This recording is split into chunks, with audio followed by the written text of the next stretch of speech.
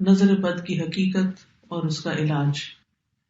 سب سے پہلی بات تو یہ ہے کہ ہمارے دین نے جو ہمیں تعلیم دی ہے اس کی روشنی میں نظر لگ جاتی ہے، نظر کا لگنا برحق ہے۔ نبی صلی اللہ علیہ وسلم نے فرمایا العین حق، نظر لگنا حق ہے، برحق ہے، یعنی ایک ایسی حقیقت ہے جو ثابت شدہ ہے، یعنی نظر کے اثرات ہوتے ہیں اور اس میں کوئی شک کی بات نہیں یا اس کا انکار نہیں کیا جا سکتا۔ اور اس کی حقیقت یہ ہے کہ انسانی نظر کے اندر اللہ تعالیٰ نے ایک ایسی طاقت رکھ دی ہے کہ جو دوسرے پر جا کر اثر انداز ہوتی ہے اور اس سے بعض اوقات بیماری بھی لگ جاتی ہے۔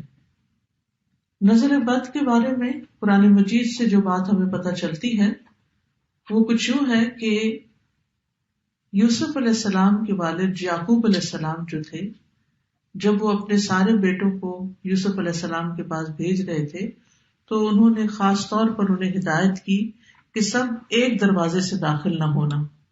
سورۃ یوسف کی آیت نمبر 67 میں آتا ہے وَقَالَ يَا بَنِيَّ لَا تَدْخُلُوا مِن بَابٍ وَاحِدٍ وَادْخُلُوا مِنْ أَبْوَابٍ مُتَفَرِّقَةٍ وَمَا أُغْنِي عَنْكُم مِّنَ اللَّهِ مِن شَيْءٍ إِنِ الْحُكْمُ إِلَّا لِلَّهِ عَلَيْهِ تَوَكَّلْتُ وَعَلَيْهِ فَلْيَتَوَكَّلِ الْمُتَوَكِّلُونَ۔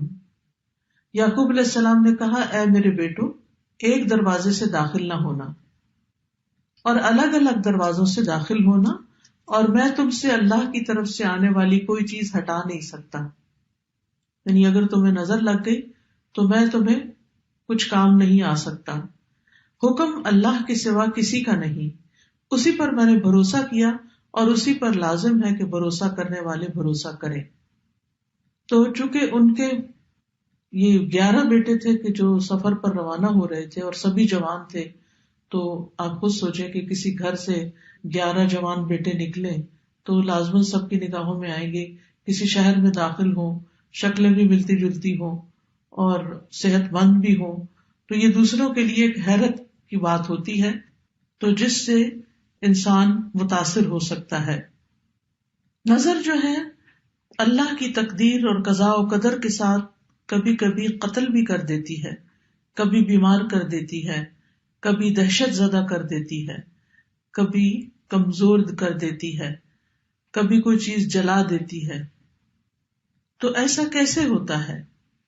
اصل میں انسان جب کسی کے اندر کوئی خوبی دیکھتا ہے تو اس کے اپنے اندر ایک جلن اور ایک کڑن اور ایک حسد کا جذبہ پیدا ہوتا ہے، تو یہ جو اندر کی جلن کڑن ہوتی ہے وہ نگاہوں سے دوسری طرف ٹرانسفر ہوتی ہے۔ جیسے کسی کے ساتھ محبت ہو تو وہ محبت بھی نگاہوں سے پتہ چلتی ہے، نفرت ہو تو وہ نفرت بھی۔ اسی طرح بچوں کو ڈراتے دھمکاتے ہیں تو بعض اوقات منہ سے کچھ نہیں بولتے، صرف آنکھیں دکھاتے ہیں، تو اس سے وہ بچے سمجھ جاتے ہیں، حالانکہ کیا آنکھ ہی ہے نا، کچھ کر تو نہیں رہی ہوتی، لیکن آنکھ کے اندر سے نکلنے والے جو اثرات ہوتے ہیں وہ دوسرے کے اوپر جا کر اثر کرتے ہیں۔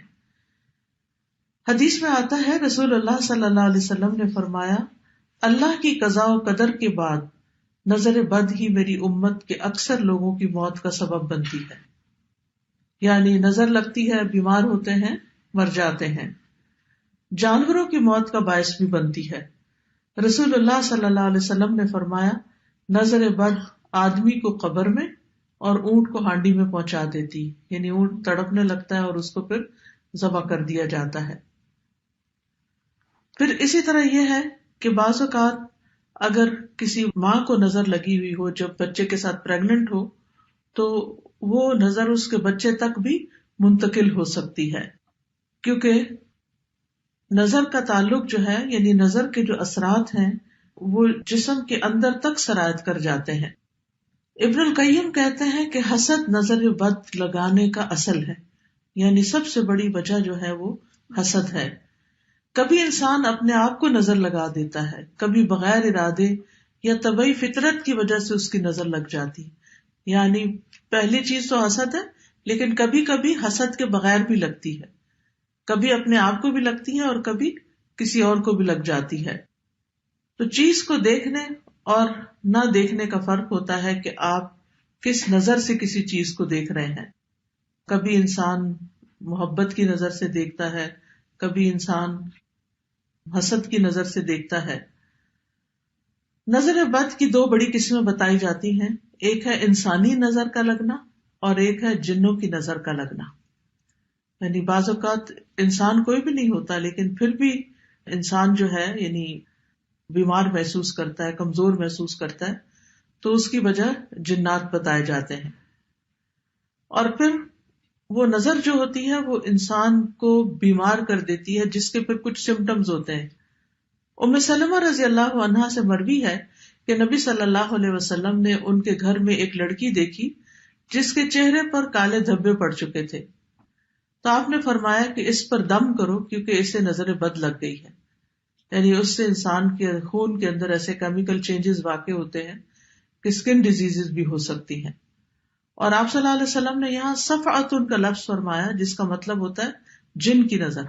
یعنی اس بچی کو کسی انسان کی نظر نہیں لگی تھی بلکہ جن کی نظر لگی تھی. اور جنوں کی نظر جو ہوتی ہے وہ انسانوں کی نظر سے زیادہ سخت ہوتی ہے. ابن باز کہتے ہیں کہ نظر کا لگنا برحق ہے جیسا کہ رسول اللہ صلی اللہ علیہ وسلم نے فرمایا، اور یہ انسانوں سے بھی لگتی ہے اور جنات سے بھی لگتی ہے. ابو سعید کہتے ہیں کہ رسول اللہ صلی اللہ علیہ وسلم جنوں اور انسانوں کی نظر بد سے پناہ مانگا کرتے تھے، یہاں تک کہ معوذتین نازل ہوئی، قل اعوذ برب الفلق قل اعوذ برب الناس. جب یہ نازل ہوئی تو آپ نے یہ پڑھنی شروع کر دی اور باقی چیزیں چھوڑ دی. تو اس کے لیے بہتر یہی ہے کہ انسان ہر نماز کے بعد معوذتین پڑھے، کیونکہ یہ ایک طرح کا دم ہوتا ہے، یعنی معوذتین کا پڑھنا. تاثیر کے اعتبار سے نظر کی کچھ اقسام ہیں. ایک ہے العین المعجبہ، خوشی یا تعجب والی نظر، حیران ہو کے کسی چیز کو دیکھنا، خوش ہو کے کسی چیز کو دیکھنا. تو یہ بھی دوسرے کو بعض اوقات لگ جاتی ہے اگر انسان ساتھ برکت کی دعا نہ دے. اسی لیے جب آپ کسی دلہن کو دیکھیں تو ماشاء اللہ بارک اللہ فی، اللہ برکتیں دے، دعائیں کریں، عید مبارک. کیوں کہتے ہیں؟ کیونکہ جب دیکھتے ہیں کہ اچھے کپڑوں میں ہے انسان، اچھا حال حلیہ ہے، تو دوسرے کو فوراً مبارک دی جاتی ہے تاکہ وہ انسان کی شر سے محفوظ رہے. پھر اسی طرح اس نظر کے بارے میں آتا ہے کہ قرآن مجید میں سورۃ الکہف میں اس کا ذکر آتا ہے، وَلَوْلَا إِذْ دَخَلْتَ جَنَّتَكَ قُلْتَ مَا شَاءَ اللَّهُ لَا قُوَّةَ إِلَّا بِاللَّهِ إِن تَرَنِي أَنَا أَقَلَّ مِنْكَ مَالًا وَوَلَدًا. اور جب تو اپنے باغ میں داخل ہوا تو تو نے کیوں نہ کہا کہ جو اللہ نے چاہا، ماشاء اللہ لا حول ولا قوة الا باللہ. اگر تو مجھے دیکھتا ہے کہ میں مال اور اولاد میں تجھ سے کم ہوں. تو یہ آگے قصہ چلتا ہے. تو اس شخص کے باغ کو بھی نظر لگی تھی جس کی وجہ سے باغ سارا جل گیا تھا. پھر اسی طرح محبت کرنے والے کی نظر لگنا، کیونکہ جو شخص کسی سے محبت کرتا ہے وہ اس کو بہت گہری نظر سے دیکھتا ہے. ابن حجر رحمت اللہ علیہ کہتے ہیں نظر کبھی خوشی اور تعجب کی صورت میں بھی لگ جاتی ہے، اگرچہ وہ حسد کے بغیر ہی ہو، اور اگرچہ وہ کسی محبت کرنے والے کی طرف سے ہو، اور اگرچہ وہ نیک آدمی کی طرف سے ہی ہو، یعنی نیک آدمی کی بھی لگ جاتی ہے. اور اگر کسی آدمی کو کوئی چیز اچھی لگے تو اس کو فوراً اس چیز کے لیے برکت کی دعا کرنی چاہیے جو اس کو اچھی لگی ہے، تو یہ اس کی طرف سے دم ہی ہو جائے گا. یعنی وہ دم بارک اللہ فیک کہنا جو ہے، اللہ کا نام لینا، ماشاء اللہ کہنا، یہ ایک طرح سے آپ دوسرے پہ دم کر رہے ہوتے ہیں، اور اس طرح دوسرا شخص شر سے محفوظ رہتا ہے. پھر ہے حسد کرنے والی نظر. قرآن مجید میں حسد کے بارے میں بھی آتا ہے، اور یہ نظر خبیث نفس سے نکلتی ہے، اور یہ شخص دوسرے کی نعمت کو ختم کرنا چاہتا ہے. وہ ایسی نگاہ سے، جیسے کہتے ہیں نا کھا جانے والی نگاہ سے دیکھتا ہے چیزوں کو، کہ جس سے اس کا مقصد یہ ہوتا ہے کہ اس شخص کو جو نعمت ملی ہے یہ اس سے دور چلی جائے. پھر اسی طرح بیمار کر دینے والی نظر، یہ وہ نظر ہے جو بیماری کی تاثیر کے ساتھ اثر انداز ہوتی ہے، اور اس کے نتیجے میں مختلف طرح کی بیماریاں لگ جاتی ہیں. ابو ذر رضی اللہ عنہ کہتے ہیں کہ رسول اللہ صلی اللہ علیہ وسلم نے فرمایا، بے شک نظر بد آدمی کو اللہ کے حکم سے دیوانہ کر دیتی ہے.